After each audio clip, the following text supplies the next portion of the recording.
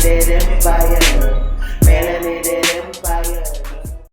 Peace, love, and coconut oil family. Welcome to another installment, Melanated Empire.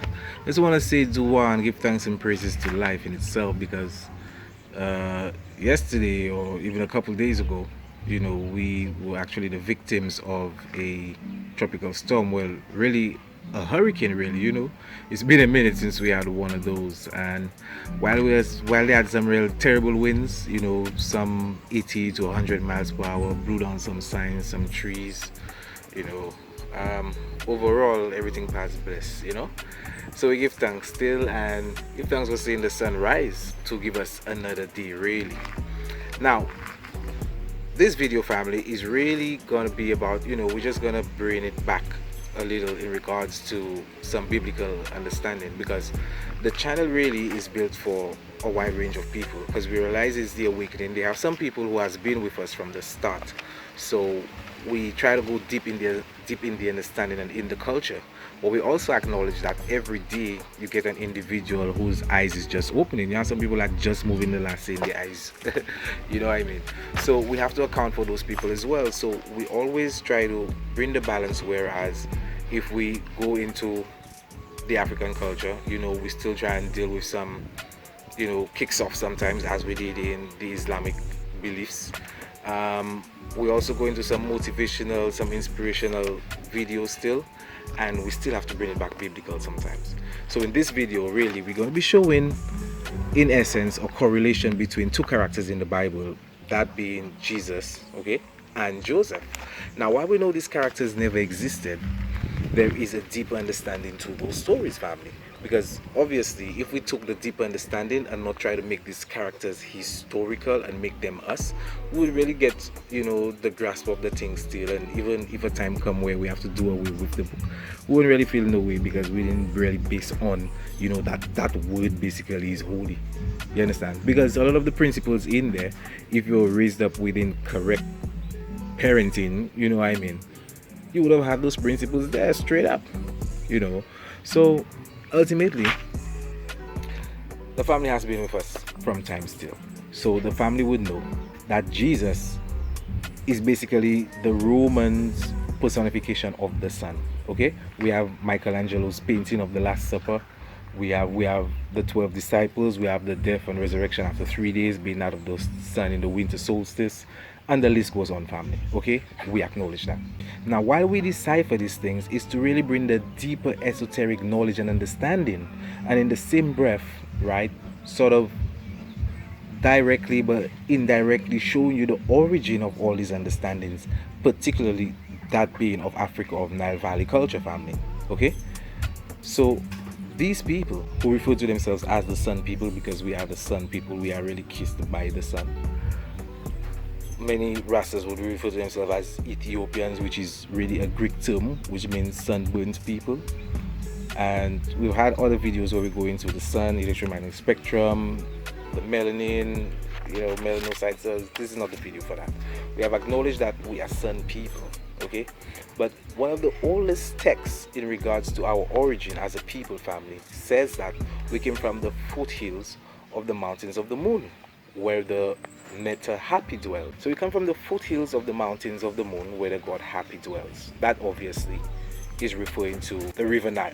Okay, the river Nile is they refer to as the river of the god Happy. Happy is the Netta, and that basically is just the principle of really flowing water and even life in itself, right?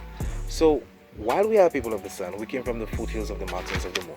So that civilization, which the rest of the world either try to emulate, copy, or even plagiarize their text, family, okay, venerated the sun. You see what I'm saying? Because even in all iconography, in the hieroglyphics, the Medunata, you will see a lot of the deities with the solar disk on their head. So we are sun people, we venerated the sun, which is why, again, we can see if a story was plagiarized from Rome, that it would be in reference of the sun, okay? Again, coming back to that same Jesus character. Now, our ancestors along the Nile venerated this most magnificent manifestation of the Creator, so much so that they created a city. They They built and constructed a city in veneration to the sun. The Greeks referred to that city as Heliopolis. Helios, the family should know, Helios actually means sun, right? Also referred to as the city of On, which our ancestors call Kumnu or Kumunu. Okay? The principal deity of that particular city, I mean, we just mentioned it, family, is the sun. Yeah, but I mean, it's the sun. But what is his name? The mythos of that particular region, family, the chief deity was Amen Ra or Amen Ra. I say Amen Ra, but Amen is really Ahmen. So it's really Amen Ra. And you know already, Christians saying the Amen at the end of the prayer, and they try and say it just means so be it or whatever. But the principal deity of that particular city was Amen Ra. So when you hear those people just coming to the awakening, saying that, oh, those Christians, you know, they calling on the Kemetic deity, they're not wrong. They're not wrong. Now let us go a bit deeper. While the name of the sun is Amen Ra, family, that is just surface information. You know, when we go deep into the thing, Amen actually means hidden, and Ra is not really the sun, but is in reference to the primordial light. So because these photons and those rays we get from the actual sun we see in is sort of understood in a way like Ra, but Ra actually means the primordial light, which birthed everything into existence. Remember, our sun wasn't even created at that point in time as yet. So it's a deeper understanding. But again, for if you're just coming in and you're just getting the understanding, you will just see Amen Ra is the sun. And basically those people who didn't really get the teachings just got that surface information. So when they wrote the text, it was to actually duplicate, replicate, or even anthropomorphize, even though they tried to make the whole world believe it's actually a historical event, that this character called Jesus is actually representing the sun. Remember, all this understanding came from Nile Valley. Remember, we are the sun people, sunburned people, or sun kiss, or however you want to say it. The sun is basically in our being. It should even be part of our diet as well. As you can see, I'm sitting down in the sun there again, my sun bath, you know. Now, while that understanding came from Nile Valley, we being the sun people, who are we conquered by? We're not talking about the Assyrians and the Persians and then we're coming back and taking road. I'm talking about those people that actually settled there. First it was the Greeks, and then it was the Romans. Remember, the Jesus story is a Roman doctrine, is a Roman story. Now, according to the story, according to the narrative, where is it that Jesus had to go and hide, family? Where is it that Jesus had to go and hide that the prophecy might be fulfilled?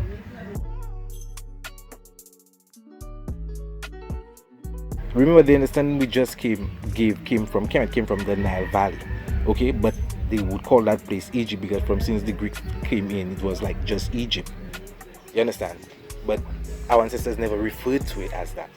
So that understanding came from, in the term now, came from Egypt. That is why for the prophecy to be fulfilled, when King Herod was actually giving the slaughter of the innocents, which is another fable again, don't go and tell me you're killing every child just to make sure you kill the Christ. I mean, it's just stories, family. But when King Herod was looking for him, according to the narrative, he went and hid in Egypt. And according to Matthew chapter 2, okay,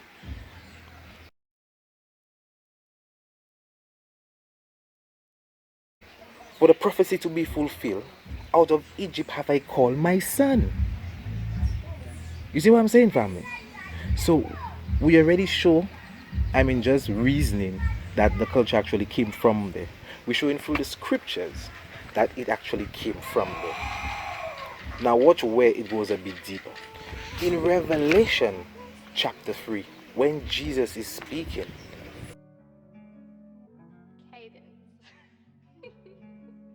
what does he say? He said, this thing saith the Amen. This thing saith the Amen. So ultimately, family, we already showed the origin, where the principal deity of that particular place, or the city of the sun, the city of On. When you turn the light switch on, we have light. Okay? That the story was plagiarized from, and look, we have Jesus himself trying to be that deity, that Ra, that Amen Ra. You see? Now, we have already covered the Jesus. I feel we kind of settle on that already. You see what I'm saying? let us reason now on Joseph. Now remember, Jesus had 12 disciples, okay? And we actually showed his relation to the son. And he had to go to Egypt, okay? Anybody who knows the story of Joseph will already see where I'm going with this. Because it's like, Joseph now was sold into Egypt. Joseph was sold into Egypt. Joseph had 12 brothers, or he was one of the 12 brothers. That's two familiarities there already. Okay? But a fundamental point I forgot to mention in regards to Jesus is in regards to who sold out Jesus. Remember Judas' family? Judas Iscariot? The one that sold Jesus? I mean, we can get into the way he sold him into some other time when we want to take our kicks. You know what I mean? But it was Judas who sold Jesus. Now, in regards to Joseph, we already showed one, or having 12 brothers, okay, being sold into Egypt, and it was 4 brothers who was actually present when the bargaining or the sale of Joseph was going through. But it was one brother who actually came to the forefront, you know what I mean, and trying to run the talk. You know, and that particular brother, the one really responsible for selling Joseph, is Judah.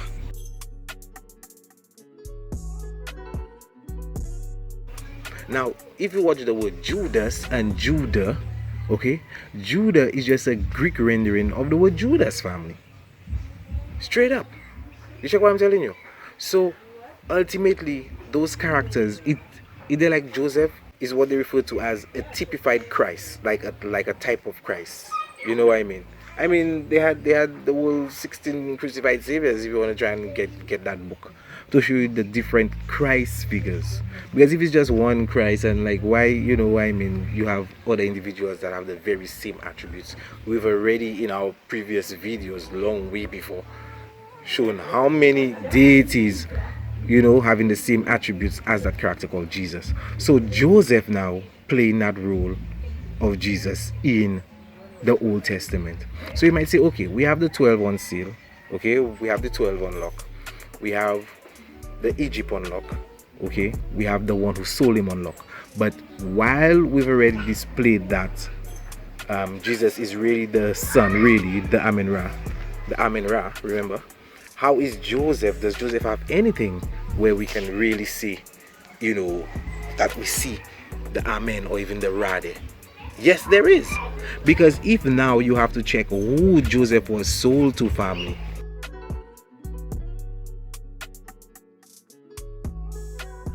the minister, his name is Potiphar. Potiphar, when you check the etymology of it, goes back to late Egyptian, to Potiphera. And Potiphera actually means he whom Ra has given or delivered to Ra. So you see it, family. The individual they delivered Joseph to, his name means he whom Ra has given. And then they give Joseph to him.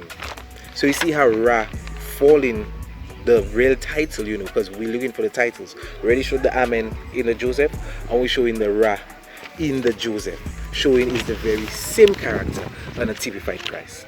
So it's just a short bill to show the deeper levels and understanding even those doctrines and those scriptures. Remember, it's written by man, have to be delineated. But then for those of us who have traversed and gone beyond those scriptures, family, you know what I mean, just bringing the old thing back still. And you can even use that understanding to even show, because many of us have a lot of friends and individuals, family even, that still held within that Bible.